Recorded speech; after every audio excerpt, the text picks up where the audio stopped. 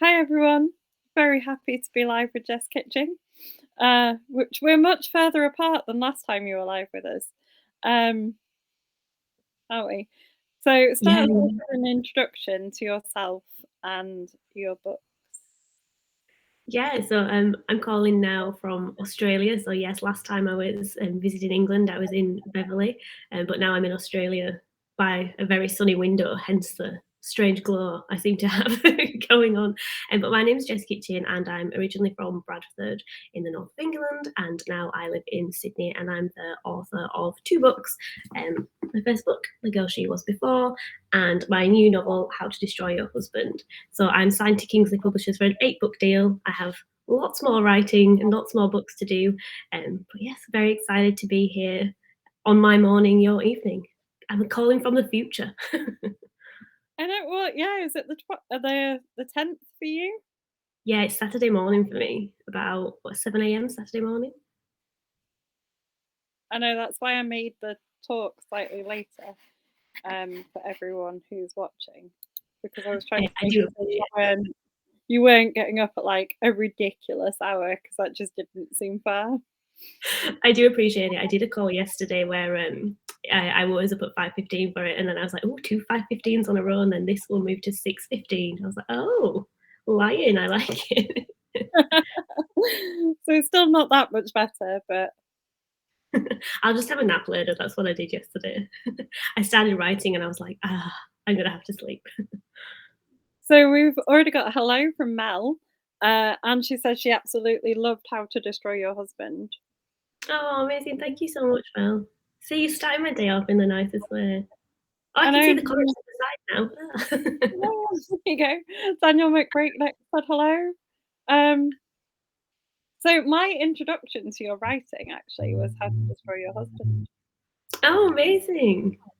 I mean, that's exciting for me to hear. It is. Oh, there's Leslie as well. I am 40. I will tell you how far in I am. I'm not finished. I am 44% in. I will try not to drop any spoilers and Please, ruin the end. please do. It's taken me to some places I did not think it was going to go already. Um, Yeah, it starts with such an intriguing opener, which you can tell us about. So tell us a little bit about how it starts. I can. Yeah, like would that be? No, I can. So basically, the first chapter is the day of Cassie, my protagonist. She's marrying a man called Jamie, and it's the day of her wedding. She's there in a wedding dress, but instead of getting married, Jamie has his hand around her throat, and you start with Cassie basically thinking, "This is it. This is the moment I'm going to die," and then the story kind of unpicks how they got to that point that their wedding day turned into something so horrific and so different than I think anyone plans their wedding expecting Well, yeah, I mean, you plan your wedding expecting, a wedding. yeah, nice things, really. Yeah, yeah, not quite the hand around your throat and just the whole trauma of that moment. Yeah, And I think it's going to be very difficult to talk about as a book because after that, it is quite, there's a very small cast of characters, isn't there, really, that are sort of unpicking the events. And I don't think there's like a lot I want to ask you about, but I'm not sure that I want to give away anything. yeah. I am. It's really hard to do it with stuff like this because I remember with my first book, The Girl She Was Before, I was doing a call and I literally said the ending. I spoiled the ending and I was like, oh, it was a kind of killer who'd done it, and I said who'd who'd done it. So I feel like I always go into interviews and things like, don't spoil anything. um, oh, Mel saying she wishes she could destroy her ex-husband. I've had a few messages like that. I've had a few people saying, "Oh, this has given me like inspiration." I've also had to kind of my partner Jack. I've had to reassure people that he's okay. This isn't about him, because in the book, Cassie finds out a month before her wedding that Jamie's cheating on her, and then obviously it all falls apart from there. But yeah, I had to at the book launch. I almost wheeled Jack out, like he's fine, he's here. This is not about him.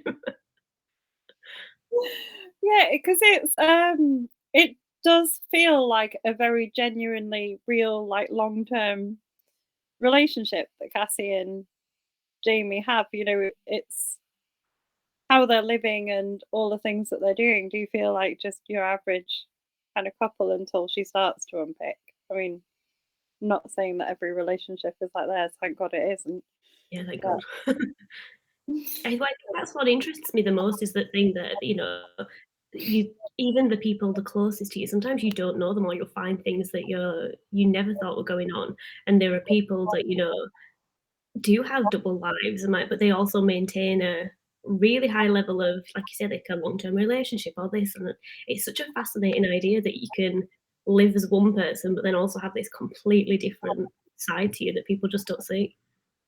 is that what made you want to write this one then? Yeah, it's I think things like toxic masculinity and stuff's always kind of interested me. But I always say when I'm someone if I meet a new person, I don't really like to talk about, how's the weather. I probably first question would be like, tell me your darkest secret. I like to get to know people really well and kind of have debates and things. So one of the things me and my friends have often talked about is if you knew someone was cheating, would you tell them? And just that whole like complex of infidelity and that some people are like absolutely even if I didn't know them well I'd have to tell them.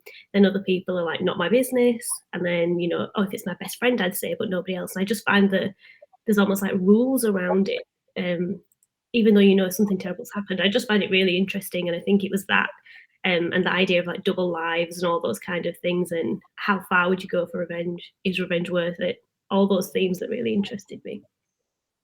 So where do you sit on that thing? If you knew someone was cheating, would you tell them or would you not?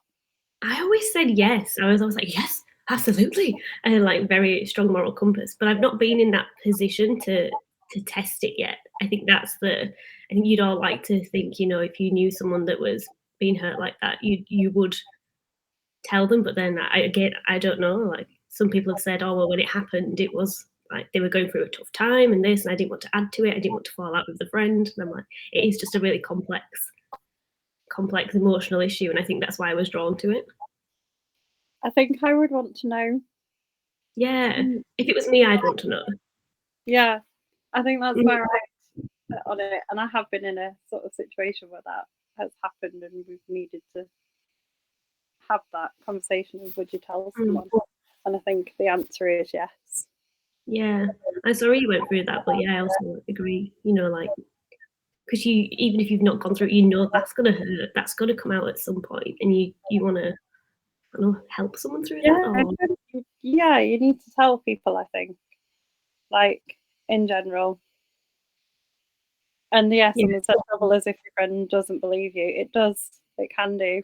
Yeah, that's very true. that Mel's was going, oh, Mel, look, both of Jessie's books are on Kindle Unlimited too, apparently. So there you go. She says she needs to read your other book. So you can go yeah. read it now. What's the concept of the other one then? So tell us a bit about your other book. The Girl She Was Before basically looks at, the trauma legacy of bullying, which sounds, I think when I say that, it sounds very like young adult, but bullying is something that impacts so many people in their teen years, as children, even as adults. And it's something that we don't talk about. So I have, again, the sunlight is very much on my face. I have a facial birthmark here, and I grew up having some quite negative experiences and that have impacted my confidence as an adult. There's no other way of saying it. But I think when you talk about it, people brush it off and kind of go, or it's not that bad, or you were just a kid, or and that always fascinated me because even as an adult, I would look in a mirror and be like, actually, I really don't feel good today. But the reason is I'm remembering these things that other people said, and I kind of wanted to manifest that in a thriller of, well, if you were really badly bullied, how could that manifest? Almost like kind of a revenge story, but talking about, I guess, something that's really hard to talk about, which is bullying. So you seem to like to pick quite weighty topics. Leslie, I was looking at who'd made the other comments. Leslie said that she liked the girl she was before even more. Yeah, I think 'cause, what I'm so new to my writing career, and thank you for that, Lizzie, I do appreciate it. Like, the, I didn't want to write, so my first book's more crime thriller and murder based, then my next one's probably a little bit more maybe psychological, a little bit more women's fiction, but then my one after is, or the one I'm working on now, is a lot more crime heavy and kind of like the psychology of a crime and things. Um, and we've been so new to writing. I was like, I want to write as much in the thriller and crime fiction and that genre as I can. I think when you're new, you can be a little bit more. I'm going to try this version of crime thrillers and this version, so I think there's a bit of a spread, hopefully, in what I'm writing, till you find that kind of groove, I reckon. How did you end up sort of being based out in Australia? Seems Yeah, quite far from Bradford. so different. Well, my uncle lived in Australia. He lives in Canberra, and we visited Australia when I was about 14, and I was always just like, wow, this place is amazing. I'd love to come try live here. So originally I just came traveling, and then my partner was offered a job, so we were like, oh, we'll give it a try for a year or two, and then COVID happened, and the borders were closed, so we couldn't actually fly home or things. So we've been here for almost maybe 4 years now. And we really enjoy it. I think we've just really got used to living here. So I don't know if it'll be forever, but I'm also really loving it at the same time. So it's one of those. Who knows? But I'm coming back to the UK next year. I'm going to Crumamesson Festival with there's Ellie Griffiths and Alice Feeney there, and I'm going to be speaking too. And I was like, very excited for it. And but I'm coming back to the UK for about a month and a half, and doing the Danish festival at the same time. So that will be really nice. I know, I saw that advertised today. It looks so good. Yeah, I can't wait. It's in like an old abandoned prison apparently, and I was like, "Oh, this sounds amazing." And you're in with some nice people as well. Yeah, honestly, because the lineup's been announced bit by bit, I feel like I'm just absolutely fainting and fangirling. Ellie Griffith sent me a nice message. She was like, "Oh, it'd be really nice to meet you and things." I was like, "You too." She's so nice. You'll have it. So You'll be absolutely fine. oh, well, I'll have to report back and let you know how it goes and let you know what it's like. You will. When is it? So what? When in the year is it on? It's in March, so it's the 25th and the 26th of March, but my book comes out in Danish on the 23rd of March, so I'm flying out on the 22nd and having almost like a week in Denmark to visit bookshops and do, all sorts of very cool and exciting things that feel like I repeatedly need to pinch myself. Do you get to do a bit of tourist like stuff as well? Go see Denmark. Yeah, I hope so. My publisher's kind of they're sorting the itinerary, and I was like, I will do whatever you think. But I know they were planning some nice things, hopefully. So yeah, just really looking forward to it. And then I'm trying to set up some like events in the UK before, whilst seeing family, and just juggling traveling and seeing people. It'll be lovely. It will be. So you're Mm. a month and a half from sort of March next year. Yeah, so I've come on the 20th of February and then leave at the beginning of April. So it's quite a chunk of time. I'm very excited for it. I think Oh, I forgot what really cold feels like though. That's one of my worries. I've forgotten what it feels to be cold. yeah, we were discussing this before we went live, weren't we? Because it's like really warm where you are because it's summer and really cold where I am. Yeah. We've been in the minuses today. Oh, oh. See, I don't think I'm prepared for that. It got to like 12 degrees in winter here, and I was, oh, it's freezing. Like, get my scarf on. So I'm not sure how I'll cope with viruses. I need something cozy like you're wearing. Yeah, you really do. It's so cold here. I started off less cozy today because I went out because it was festive jumper day at my work. Nice. Um, and I spent ages this morning trying to find a festive top. And it was completely wasted because it didn't even open. Yeah. But you found a festive top. I can't I believe it melted found a festive snow on thing. Sunday. You'll Yeah, have to wear it your is. festive ones when it snows. I will. I'll dig more festive things out for next week and just ignore the fact that there should be a dress code. Um, Mills has said I'm not far from where she is, and it's -4 where she is now. Wow. Oh, I think I'm really going to struggle. I went shopping the other day and I was like, oh, I'll buy myself a new hat for Denmark. And it's this really thin, really thin, like almost like fashion hat. And I was like, I don't think I'm going to wear that. I think I'm going to need like pull it down, big thermal jacket. Like, yeah, it'll be interesting. It will. I don't think it'll be too bad in Denmark. I'm It'll be very cold, excited. it won't be that bad, but it'll yeah, it's very exciting. Yeah, I'll Um, just warm myself with that, that my excitement can fuel my warmth. Layers, yes. Good shout, good shout. yeah, layers is always the answer. Um, so what are you writing now? What's book 3 gonna be? So book 3 goes back to more the girl she was, but it's probably a step darker than that. Or I personally think it's a step darker. Basically, the very loose plot line is that age 14 girl called Hannah Allen was abducted by a serial killer. She was supposed to be his 11th victim, but she was saved and the police found her. So she kind of earned this nickname, Lucky Number 11, even though she went through something super traumatic at the age of 14 and kind of doesn't feel or didn't feel that lucky. And then 10 years later, a book comes out, 10 years after the serial killer, kind of the Netflix specials, all those things that we all see.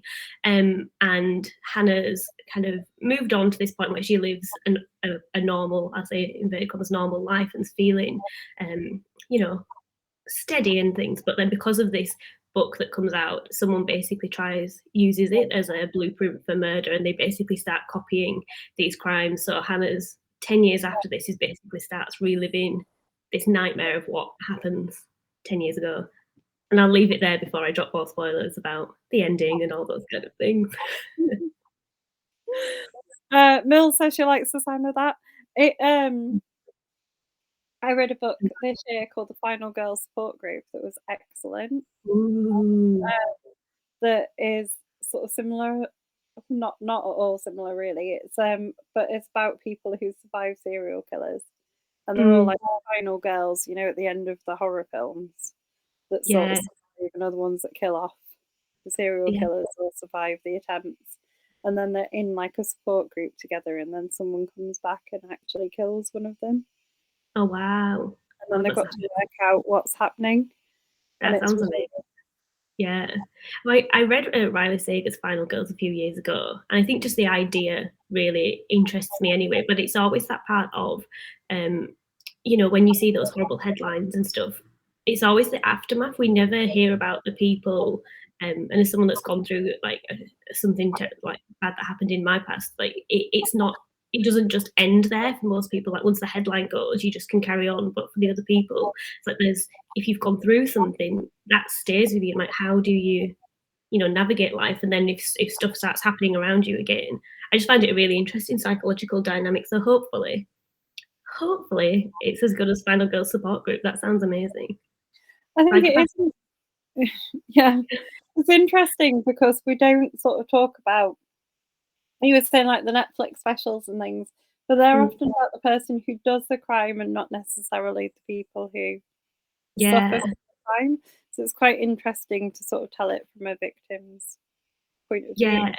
that I think that's one of the things that's really important to me, because as much as I like those kind of things, we you always remember the name of the killer, but never the people that were killed or hurt by those actions and things. And we almost glamorize these killers, and I think there's sometimes a perception that they're like so out there, so these strange dark people, but actually a lot of them kind of have normal jobs, have relationships and things like that. And I don't mean anyone could be a serial killer. I just mean that's a really interesting dynamic. But also, I'm like the person that survived that and the person that's still living with that. Surely their story is just as, if not more, important than the person that chose to do these horrible things. I think it's a really interesting side that hopefully I explore very well. So how I mean, you do explore things very well. Sort of going back to how to destroy your husband, I am superly emotionally involved with these characters. Like I'm like shocked by the things that are happening, if you know what I mean. Mm, When I'm meant to be shocked, I'm like rooting for the people I think I'm meant to be rooting for, but I don't know yet because like things keep changing. And it's excellent. How do you go about like writing something like that? How do you go about kind of researching sort of the effects that that kind of thing has on people? mm. Yeah, that's a really good question. I think when I'm writing, I necessarily like my protagonists. I always, at least to me when I'm writing, I know people can't like everyone, but I always want them to feel like a friend, and I always want them to feel human. Like one of the things I struggle is when people are like, oh, they're not a likable character, and I'm like, but as humans, we do say things we don't mean, or we do.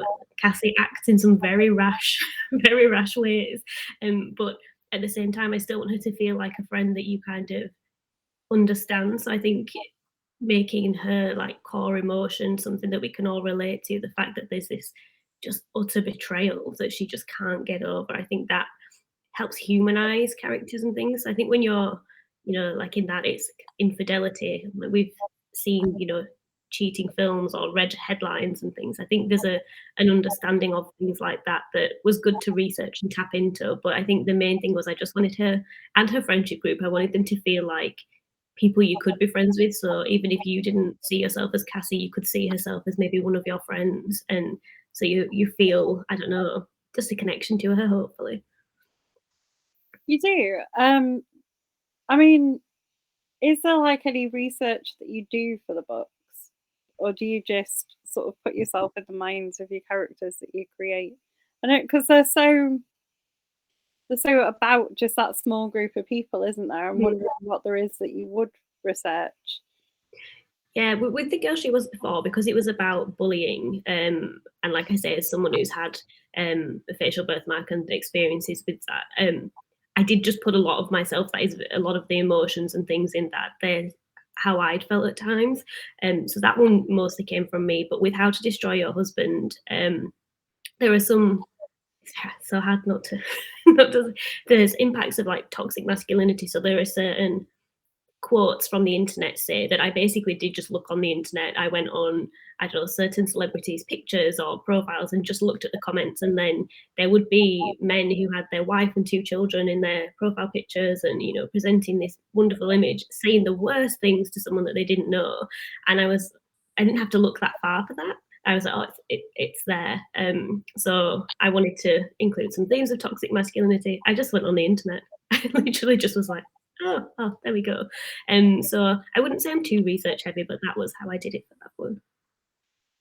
That's awful that you found it just that easily on the internet. Yeah, well, because that's one of the things I wanted to do. I like to talk about in my books is I love social media. I wouldn't be here or being able to be here with you doing this if it wasn't for it.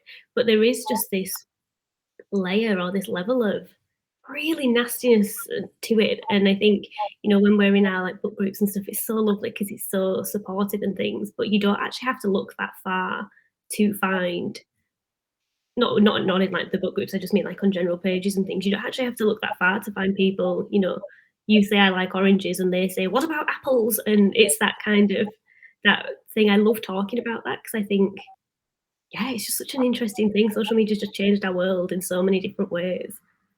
I wonder if there's like a layer of anonymity to it. So you might have your profile and you have your things, but you don't really know the people that you're interacting with. So it's maybe a Yeah, bit easier to be mean. yeah. Yeah, Mills, they can't like honestly, the some of the comments I just randomly got a message from someone one day being like, "You have really big legs," and I was like, "Why would you go out of your time, out of your day to send me that you don't know that message?" And I think you're right. It's this like anonymity and almost this. There is no consequence. And I'm not saying someone should send me a message saying that and there should be some horrific consequence like they get, I don't know, arrested or lose their job. I don't mean that, but it's just this thing that you kind of think you can say what you want or that everybody wants to hear your opinion on something, really negative. It's just so interesting to me. And then you get into the whole realm of people who just send people unsolicited kind of flirty things, whether they Yeah, want them or not. yeah. Like my Instagram has almost the inbox that they filter, and every now and then I get a message. It's like, "Oh, Instagram's blurred this image for your protection." I'm like, "Why are you? I've never spoke to you. Why are you sending me these things?" And it's that side of things, like you say, that's there. But I think because I know for myself, I navigate in really nice like book circles and all that stuff. It's so that side of it is so lovely, and I never want it to come across that I don't like the internet. But it's definitely a double-edged sword. There's definitely some interesting sides of the internet, shall we say? There really is, and I think you don't realise it when you sort of have somewhere like book groups or Mm, nice, like, bookish people that you're friends with, because yeah, you sort of have the nice end of the internet, and then if yeah, you go out of that, you do realise that it's not as pleasant, but yeah. luckily, most of my time on the internet seems to be spent with bookish people, so it's normally And they're always so lovely. And I feel like as well moderators, like, on groups and stuff, do such a good job of keeping the spaces really positive and welcoming and things, and it does become a place of sharing book recommendations and collaboration and just enjoyment, and that's what you want the internet to be. You want it to be a place of escapism where you can learn things and connect with like-minded people, and that's what's so wonderful about it, and that's why they're the best places to stay on the internet. Like, everywhere else, stay back. someone's giving you lots of compliments. Oh, thank you. Yeah, it's one of those things, it's really interesting, what people kind of, like, pick at and say. I think from having a birthmark and things, you know, you grew up almost aware that you could never be normal, and I use that word in inverted commas because it's what is normal. But yeah, the just it's very strange how that kind of impacts you, and sometimes I'll talk to people, and sometimes I think I have very different experiences, so it's actually nice to write these books and talk about things like that. I don't think there's such a thing as normal. Yeah, I Um, know. oh, look at that. That's not nice. Oh, yeah, I'm sorry that that happened. Oh, but Mills, you've got, like, nice red hair. I'd be jealous of that. But yeah, usually book sites are really nice. I think every now and then there's someone that comes along and does things, but it is what it is, isn't it? I think when that happens, I just I think the thing is that as much as you kind of moderate and admin a group, you kind of are reliant on your group mm, members as well, letting you know if something's out of order because you can't catch everything. As yeah. much as you try, some things you will always miss stuff in a group. Yeah, Um, I think you've got a hard job as well because with books, the whole point or the point of groups is being like, "I really enjoyed this book," and then people being like, "Oh, I preferred this one," and it's that kind of conversation. But then it's a bit like I know there's a lot of authors in the group as well that you almost want to protect the fact that people have spent so much time doing that. And I imagine it's a really hard line to tread between what is posted. So you're doing a great job. it's a really tricky one because I Mm, think we come across as quite harsh sometimes because we will shut down things if people are sort of a bit like, "I didn't care for this book," or whatever, and they're not very complimentary, and we're like, "Well, actually, mm. our group is kind of a place to share kind of book love, and it's not, maybe not the place to come and sort of say you don't like something because you're very likely to sort of meet the author as well. And, Yeah. just think about whether you'd want your work sort of being commented on. Yeah, because And I think that's there's the thing that I didn't expect. It sounds silly, is that obviously, you know, people are gonna review and talk about it, but you really I don't know any author that you really try, you really put so much into it, and at the end of it, you know, when you get to hold that little bit, you're so proud, and obviously you go like, "I know and everyone can love it and stuff," but it does hurt. There's no other way of saying it, and I think it's that bit where you know, where yeah, like, obviously you want everyone to love it, and you know that that's not the case, that it can happen, but it's that like, I would never go up to someone in a supermarket and be like, "You're doing a terrible job." But, it's strange, but then I suppose that's the best bit about it, you get to hear people's opinions and talk like this. Yeah. I would just generally not tell someone, I think, if I read their book and didn't like it. Yeah, I do the same. I wouldn't post a bad review. I think just, like, I've read books I've not enjoyed, but I know that someone else will. It's not necessarily a reflection on the book. That's how I like to look at it. Exactly, everyone likes different things. I think the best thing is if you find a reviewer or someone that you know in the group who likes similar things to you, because then Mm. you see their reviews and you're like, "You generally like the kind of stuff that I like, so I'm 100% gonna go and buy that book because you." Yeah, that's been the best bit about it. I feel like there are some people on this, like Dan and Leslie, every time they post a book, I'm like, "Okay, write that one down," and I've never spent as much money on books as I have in the last few years. I feel like I just pick up on people's things.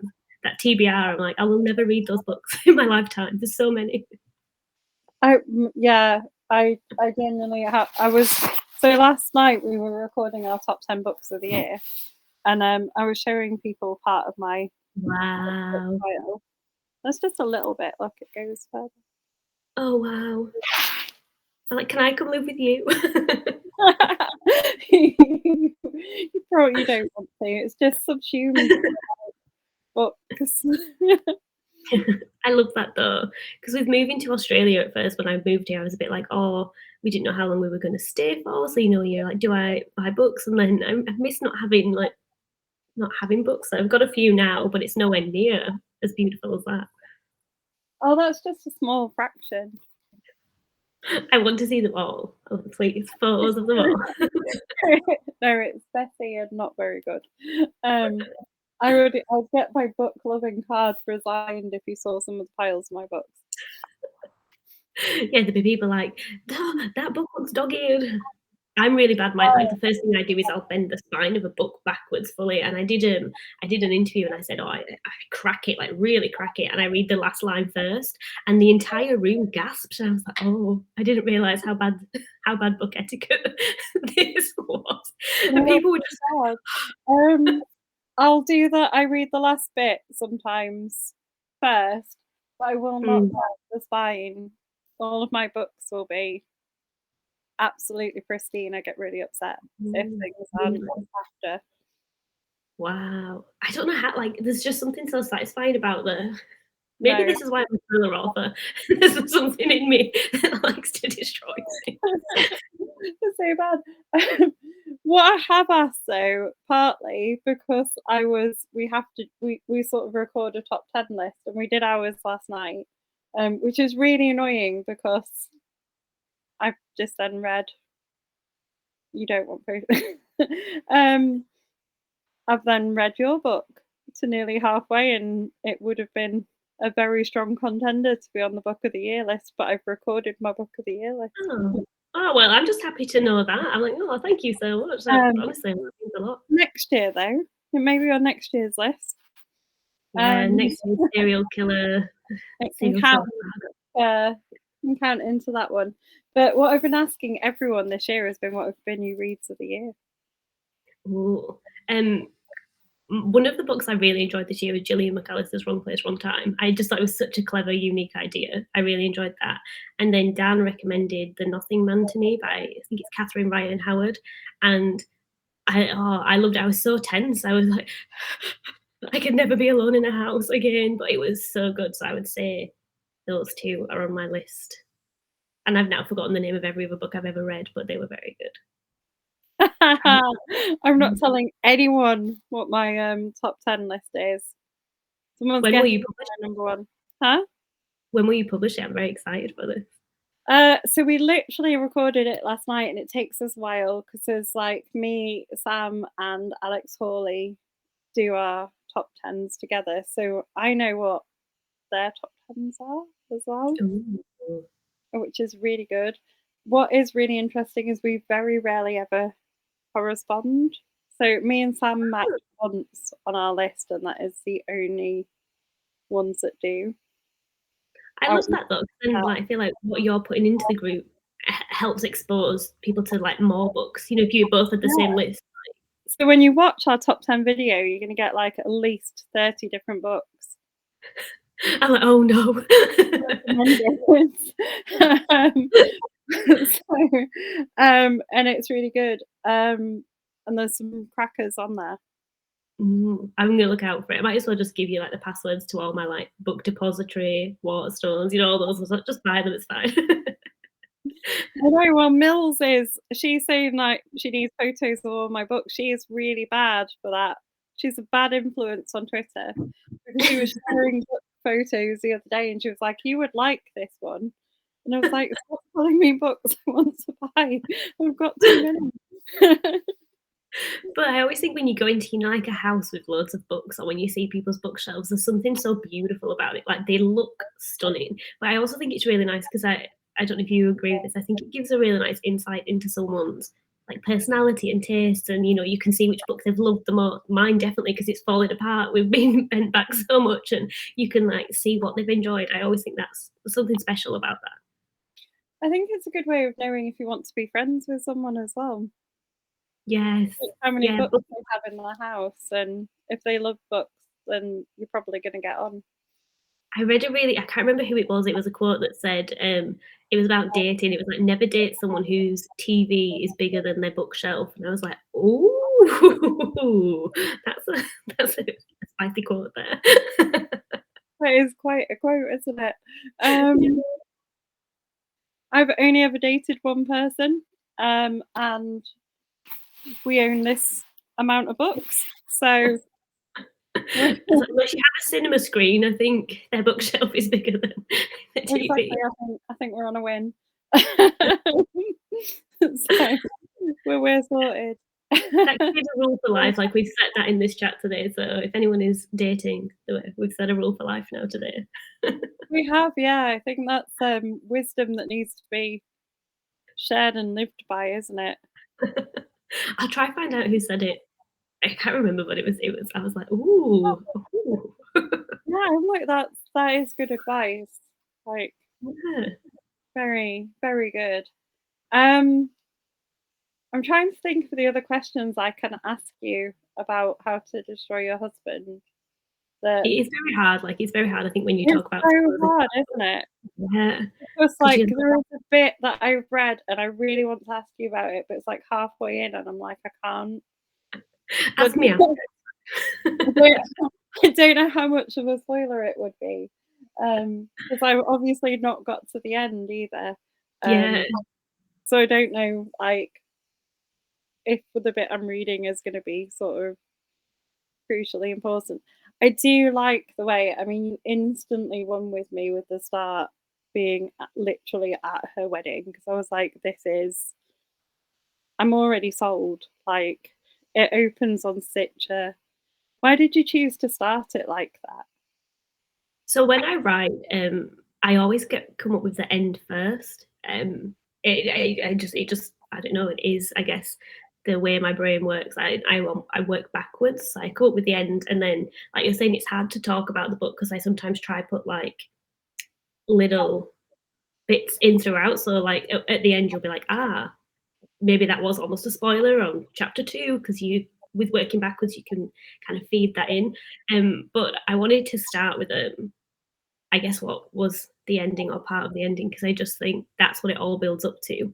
And if I was a reader and you think about wedding days, happiest day of someone's life, I try to write if I was a reader, and that would intrigue me. Like my next book starts with a letter from or a note from the serial killer talking to the girl, the Hannah Allen talking to her, and I was like, I would find that interesting that there's someone who's done these horrific things, this like new killer being like, here we go, buckle up, like That is, it is really interesting. And I think that's, like you're saying, that is the aim, is to catch the reader and draw them in. And it's such a refreshing way of like, because it's not just a catchy, someone said they like strong, catchy openings.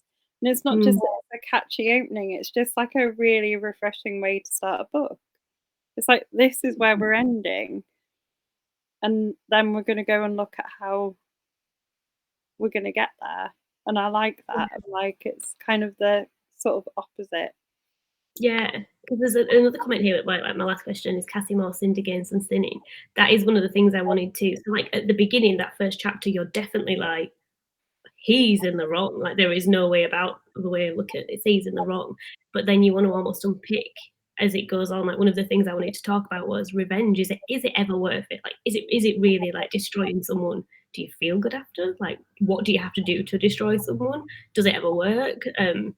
So they were things I wanted to talk about. So I think it's to start with very black and white and then move towards.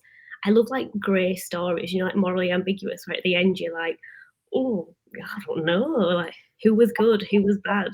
Because I like flawed people. I like flawed characters. Well, I I think think I've brought away there. most Well, humans are kind of on that mm, medium level, aren't they? No one's perfect. yeah, No one's consistently good or consistently bad. Generally, yeah. you sort of ride a medium wave of sort of being, hopefully mostly good, but Everyone makes mistakes. I think as well, like in the age we live in with like cancel culture, I find it really interesting the fact that someone can put a tweet when they're 10 or 16, and people are like, "Oh, that's it. You should have lost your job, or you should have this." And we never like people do make mistakes. They might have said something, they might have learned something. Obviously, there's differences to this. I do think there are some things that are definitely unforgivable. But I think we were all not perfect. We've all done things we're not proud of, and we seem to be very black and white with things when actually people, like I said, people are just full of grey. You can say really mean things about the people you love the most. It doesn't mean that you don't love them or that you're a terrible person. It just means in that moment you needed to get a bit of anger out, and then after you're like, oh god, that was horrible. Why did I say that? And I like exploring that. And it's also like you said, I think that there's that thing now where everyone's sort of growing up with social media. Mm. So all of those things where you used to do something really cringy and awful when you were young that can be forgotten and left Yeah. behind is kind of documented for a lot of people on social media, and it's a Yeah. bit harder to move past. Oh, it's so completely, because I remember when I grew up, we didn't know that. It sounds ridiculous that social media, like, it stays there forever. It sounds silly. We were like, "Oh, what do you mean? Like, you can delete it." And they're like, "No, no, there's a digital footprint. Like, whatever you do, whatever you say is there forever." And I don't think I've done anything, like, wildly hideous or anything, but I know that there were people at school that, like, probably now if someone said that they'd written that, they would get in, I don't know, trouble or stuff that, like, was acceptable at the time that's not now. And it's just really interesting to think, but that person's not a bad person. I might have to go close my blind a second. I'm sorry, the sun's come out so brightly. Right It's off. fair enough. It's like, oh. Just doing a quick house tour here for you.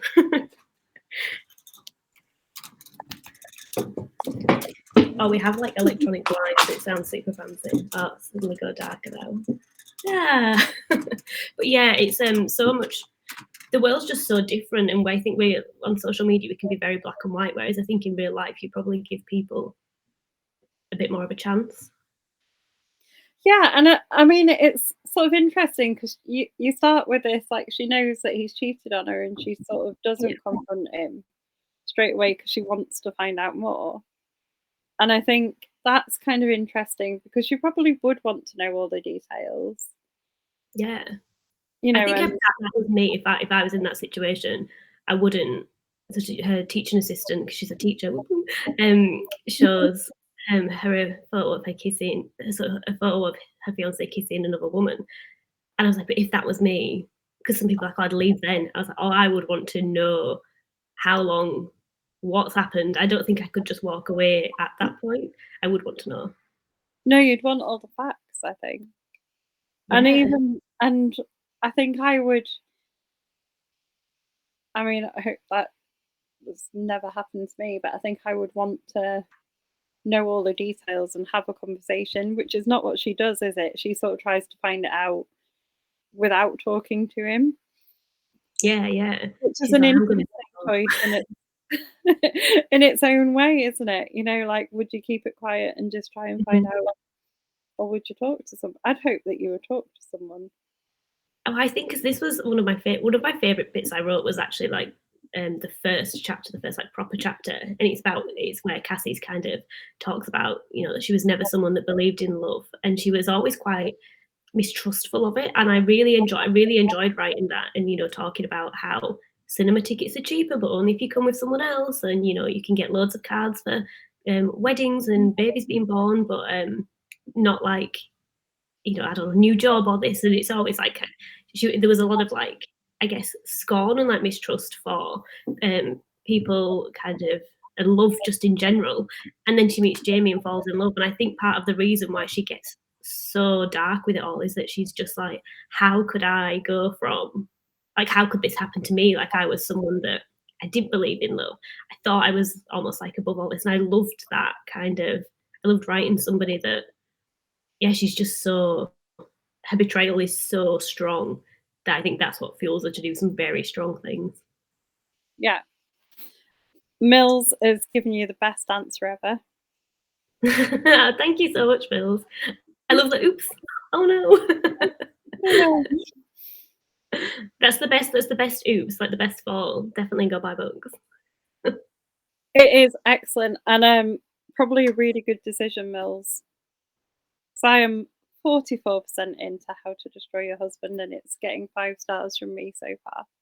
Oh, I'm so glad. Yeah, I feel like it's nice. I like talking to people after as well once they've read the endings 'cause, um, someone said to me, like, "Your endings always are a bit like" not cliffhanger's the wrong word because there's a resolution, but there's always like a, "Oh." I think someone asked earlier, "Will there be a sequel?" Like both my books, people have said, "Oh, can you write more?" But I love having that kind of, "What do you think happened?" It's probably really annoying to a reader where they're like, "Just tell me," and I'm like, "Hmm, well, what would you what would you say?" So, yeah, when you get to the end, if you want to have a chat. I'll let you know. That's a really interesting question, isn't it? Because we've got an admin who really hates cliffhangers, Mm, like almost to the point of if you say this book has a cliffhanger in it, wouldn't buy the book. Like absolutely, really anti them, right? And I get it. I can kind of understand it because I think, like, maybe if you've been burnt by like a bad one, some books mm, kind of do finish and you're like, I don't want to wait a year to find out what's going to happen yeah, yeah, next in the series because you've left it like yeah, halfway. I kind of understand it, but I do like the books where I think, especially probably with yours, like they'll lend themselves really well to it, where you're sort of left with questions, but questions about like, whether Cassie was more sinned against than sinning or things like yeah. that.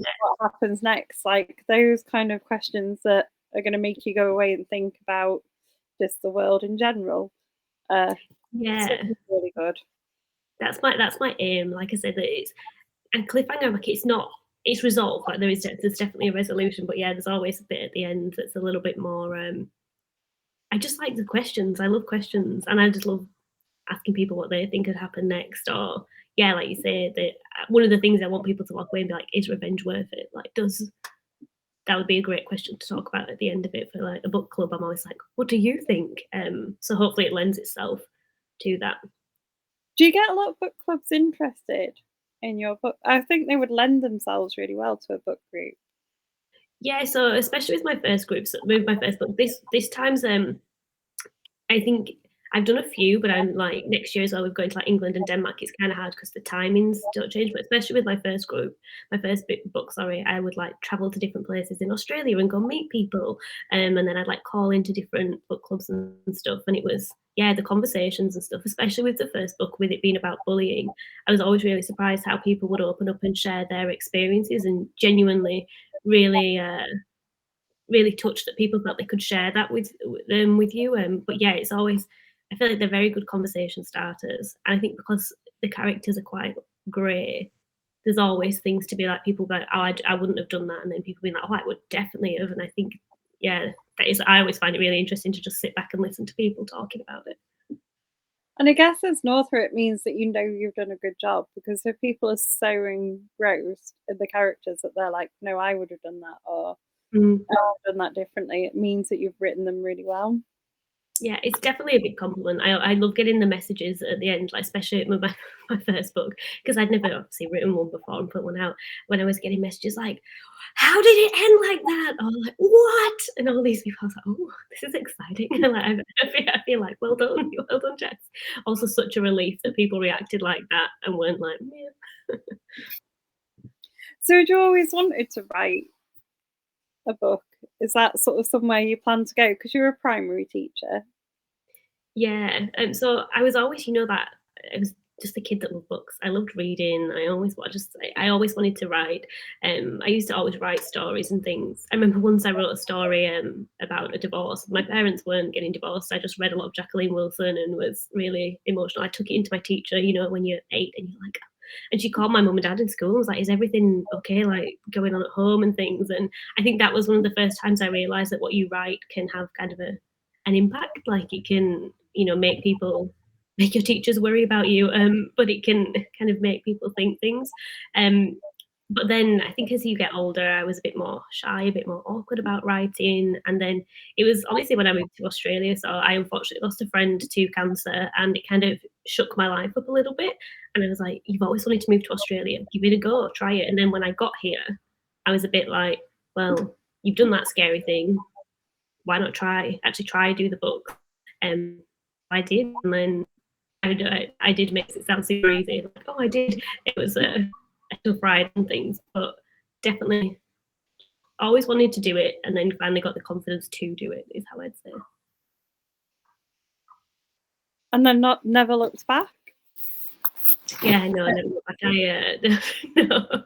I recently, like about 3 weeks ago, left my job just especially before Denmark, because I need like about 7 weeks off just to really focus on book 3 and book 4 and just really do that. So it's actually nice at the minute to be like a full-time author. I don't know if I'll be able to do it forever, but just for the next few months, just to really kind of focus in on that and just enjoy it. Like I feel pinch me moments every day, honestly. Like nobody wake me up from this dream. So your 2 books so far have been standalones. Yeah. Book 3 sounds like it might be as well. Yeah. Have you tempted to fall into those prompts to go and maybe write a series? I think my first book, The Girl She Was Before, I could revisit that one. Um, I don't think I would with How to Destroy Your Husband, but I like this. I always said if Netflix ever picked The Girl She Was Before as a series, I know how series 2 would go. So I have ideas there. I quite like moving on. I feel like you spend that much time with the characters that you feel like you know them, and then when you get to this point where it almost feels resolved or there's some kind of ending, um, I kind of like to leave them to their own world a little bit. But never say never. Like who knows? Yeah, I just wondered if you'd sort of thought in your head like that's like maybe next another step would be to do that. Or Yeah, I admire people that can do like series and they stick with characters for a long time because I think I get bored's the wrong word, but I'm like I've been friends with you now. I'm going to make friends with someone else. what about in other genres? Tempted to step out and write in another genre? Oh, yeah, I would love to. I would love to write like, I guess like a contemporary, a bit like a Taylor Jenkins Reid, like a biography of someone that's not real. I don't really know how else to word it, like a contemporary fiction. I don't think I could write sci-fi. I don't have the world building skills for that and imagination for it. Romance, it's not normally my genre, but I think yeah, something like Taylor Jenkins Reid, I'd love to do something like that. But again, I just like thrillers and crime books. They're so twisty. The best bit is like the twisted end. It's just so nice to write. I think you can write sort of other genres and sneak in bits of the twisty crime stuff as well, though. Yeah, I feel like what was I watching? I was watching a Christmas film yesterday, and my friends were saying like, "How would you turn it into a thriller?" And then like 2 minutes in, I was like, "Well, he'd be dead." I was like, it's this really weird feeling where I think because my mind's in thriller mode, you almost look for very dark twists in everything. So yeah, maybe like you say, you could put some maybe not people dying in the start of the film, but like keep going and add a few twists in like that. It's a way to go, I think. Um, there's just I've read one of the books on my top 10 list is kind of I guess kind of more of a romance book, but there's definitely crime, and it's Ooh, really well written crime as well that's in it, and I think it's quite interesting because it's probably like not a crime book, but it is a crime book. yeah. I sometimes think like that, like hybrid genres are actually really nice because and when you get to meet like new readers and get different kind of recommendations from that genre and stuff, but then also it is more fun because that's why I wanted to write two quite different books and my third be different, just because I didn't want to get stuck in, I don't know, almost like a formulaic. On page 2, somebody dies. On page 12, you find a clue. I didn't want to do it like that. I wanted to just explore a bit and float in that genre. And I mean, it's done well in the one I've read. So Oh, thank you. It's always so scary when you're like, oh, please like it, please like it. it's going well. How has it been different, sort of launching book two? Like, what's the experience? How's it changed from like the first one? The first one, I was so nervous about it all. If I say I didn't enjoy it, I don't think that's entirely accurate, but I was just so scared. And it was launched when we were still in lockdown and coming out of lockdown in Australia, so I couldn't do any in-person events. All the launch and everything had been cancelled. Um, it was just a very. I remember when I first got the book. It sounds really dramatic, but I cried, and I was like, it doesn't feel real. It was really. I thought it would feel like woohoo, but I was just so scared. Um, and through like meeting people online and talking about it and doing book clubs, I actually began to enjoy it more and feel less nervous. So this time, I really enjoyed it a lot more because I think I took that pressure off on myself. At first, I was just scared. Um, it was a huge, when you've wanted to do something all your life to then do it, it was scary. And I think I was like, I'm supposed to feel really happy, and I feel really scared. But so now I'm enjoying it much more and just feeling proud. So it's definitely been a bit of a roller coaster, but I do think meeting a lot of people has just helped to help me just get, I don't know, almost take the pressure off myself a little bit. It does, and then you'll get fans that come back to you. So Daniel, I know, is a big fan. Yeah, it's so lovely. I'm like always chatting. But it's nice when you start to get kind of people who like your books like that, I think. Yeah, I think to be honest, I think that was one of the things that like helped me enjoy it was just making those connections and things. 'Cause I was so scared. I feel like it sounds silly because and probably part of me worries it's not what you're supposed to say. You're supposed to be like, oh, it's all amazing. But I always like to be a bit like truth behind social media, and it was a scary time because you're kind of opening yourself up for judgment, and especially with the girl she was before being about a trauma legacy of bullying and having a facial birthmark, because like you've already experienced people being mean about that. It was just a really scary time to then be putting a book about that out there.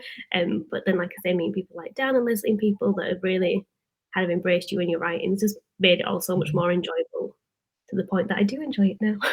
That's good. Leslie says she's looking forward to book 3. Oh, I'm glad. I'm glad. I definitely think Leslie, it'll be one you like. I feel like is that bad to say? I know your reading tastes more now, and I'm like, because it definitely goes more towards the first book, being darker. Yeah, Leslie Mm. kind of likes the darker book, I think. Yeah, yeah. Which I feel like I've got a few recommendations from you. Uh, we've got 3 minutes left. This I feel like I've had this the best time. I forgot Oh, that I woke up early. I'm like, oh, this is fun. Let's have some we're wine at 8 a.m. AM. Um, finish us off, show us off your books, tell us a little bit more about them. So that if people like Mills who were gonna go and buy them, well, she's already fallen onto Amazon, but Yeah, I'm like, "Oh, no." But yeah, here they both are. I'm glad I remembered to bring 2 copies with me. I was like, "Oh," without just a book would be here. But yes, this is my debut. This is the one I'll be going to Denmark for. So it's been both books have been, picked up, but this one is coming out in March 2023. So yes, The Girl She Was Before will be what I'll be talking about in Denmark. And then How to Destroy Your Husband. I'll probably put a few sneaky, cheeky references into it there. Yes, they are now in hardback too. Thank you for reminding me. It's very exciting. I got the email about hardback and I was like, it must be hard to, remember when you're going off to Denmark to talk about the book 1 when you've written book 3, you've got book 2 out, to go back yeah, and remember all the details. and that you're right. So, like, editing book 3, writing book 4, I feel like I keep using people's names interchangeably. Or people ask me and they go, like, oh, in my first book, like, oh, what about Lucas? And I'm like, who's Lucas again? And then like, the husband, I'm like, oh, that big character, yeah. It's definitely a tested memory. I think it must be one of the trickiest things to do as an author because you're so far ahead. Sort of go back and remember. Maybe you need little notes to take before you go on. Yeah, I think so. Just like drawings of the characters and be like, this is what they look like. And I'm very happy that there've been people in the chat that have been helping me out. Thank you so much. It's good. There's been a lot of people obviously sharing their love for the books as well, which is really nice. Yeah, thank you so much. It means the world, genuinely. And thanks so much for getting up early to come do a chat with us. Oh no, honestly, I say this has been so fun. I'm gonna be walking around like this all day, having the best time now. I hope you have a nice cozy night. Oh, yeah, I'm gonna go and wind down for Friday night. Ready with a book, I think. There's that pile next to you. Yeah, well, I've got plenty of books to read. They're mostly read, actually, those ones. But yeah, You can finish How to Destroy Your Husband. I'll be like, it's here ready to finish. So, I was being cheeky then, but thank you. so thanks so much for joining us. Yeah, thank you so much for having me, and thanks everyone for joining.